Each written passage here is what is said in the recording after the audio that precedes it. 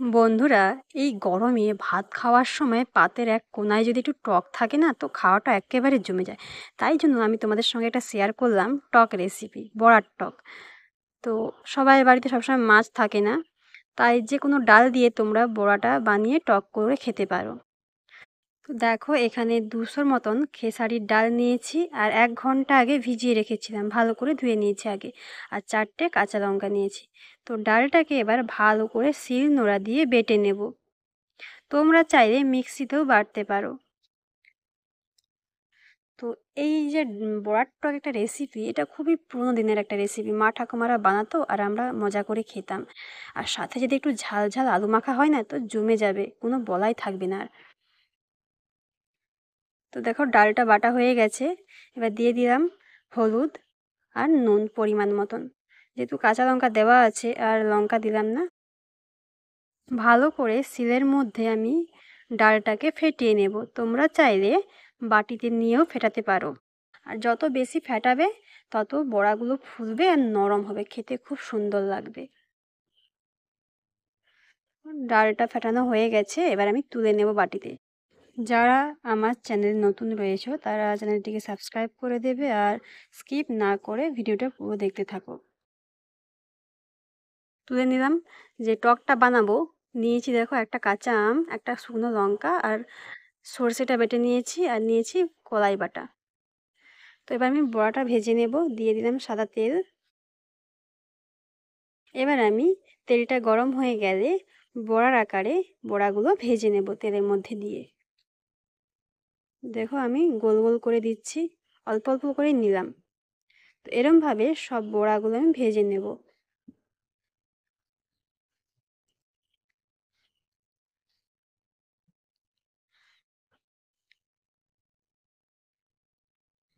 বড়াগুলো দেওয়া হয়ে গেল, অল্প অল্প করেই দিচ্ছি, না হলে ভেঙে যেতে পারে।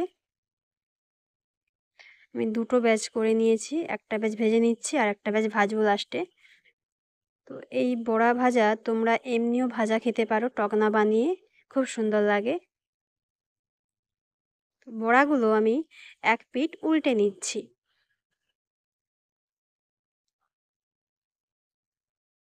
এক পিঠ ভাজা হয়ে গেছে, আর এক পিঠ ভেজে নিচ্ছি।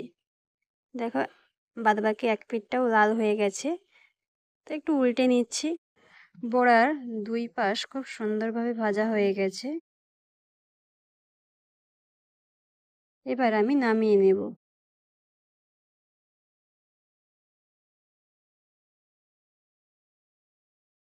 একই রকমভাবেই বাদবাকি বড়াগুলো ভেজে নিচ্ছি। বাদবাকি বড়াগুলো ভাজা হয়ে গেছে, এবার নামিয়ে নেব। সমস্ত বড়া দেখো ভাজা হয়েছে খুব সুন্দর। এবার কড়াইয়ে আমি তেল দিয়ে দিয়েছি। তেলটা গরম হয়ে গেছে, দিয়ে দিলাম 5 ফোড়ন আর শুকনো একটা লঙ্কা। আমি লঙ্কা আর 5 ফোড়নটা হালকা করে ভেজে নিচ্ছি, বেশি ভাজলে টকটা তেতো লাগবে। এবার দিয়ে দিলাম কেটে রাখা কাঁচা আম। কাঁচা আমটাও হালকা করে ভেজে নেব। আমটাও ভাজা হয়ে গেছে, এবার দিয়ে দেব ডাল যে বেটে রেখেছিলাম বাটিতে, সেই বাটি ধোয়া জল। আর একটু আমি জল দেব। দিয়ে দিলাম আর একটু প্লেন জল। এবার দিয়ে দেব পরিমাণ মতন নুন আর হলুদ।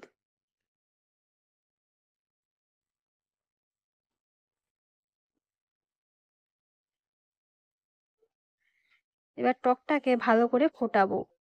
টকটাকে যত বেশি ফোটাবে, ততই টেস্টি বাড়বে। আর এভাবে আমি টকটাকে 10 মিনিট ফুটিয়ে নেব। সুন্দরভাবে ফুটে গেছে, দেখো আমটাও সেদ্ধ হয়ে গেছে। এবার আমি দিয়ে দেবো এর মধ্যে সর্ষে বাটা। সর্ষে বাটা দিয়ে দিয়েছি। এবার 2 মিনিট ফুটিয়ে নেব। ফুটিয়ে দিয়ে দেবো ভেজে রাখা বড়াগুলো। তো আমি যেভাবে আজ বড়ার টকটা বানালাম, তোমরাও কিন্তু একইভাবে বানাবে, দেখবে খুব সুন্দর লাগবে। আর 2 মিনিট আমি ফুটিয়ে নেব। এবার আমি টকটা নামিয়ে নিচ্ছি। তো তো বন্ধুরা, আজকের এই রেসিপিটা কেমন লাগলো আমাকে কিন্তু অবশ্যই কমেন্ট বক্সে জানাতে কিন্তু ভুলে যাবে না। যদি ভালো লেগে থাকে অবশ্যই লাইক করবে আর বেশি বেশি করে শেয়ার করবে। আর যদি না চ্যানেলটাকে সাবস্ক্রাইব করে থাকো অবশ্যই চ্যানেলটাকে সাবস্ক্রাইব করে দেবে আর পাশে থাকা বেল আইকনটি ক্লিক করে দেবে, যাতে আমার দেওয়া ভিডিওগুলো সবার আগে তোমাদের কাছে পৌঁছে যায়। আজকের ভিডিওটি এইখান পর্যন্তই। দেখা হচ্ছে অন্য কোনো পরবর্তী ভিডিওতে। ততক্ষণে তোমরা সুস্থ থাকবে আর ভালো থাকবে। টাটা।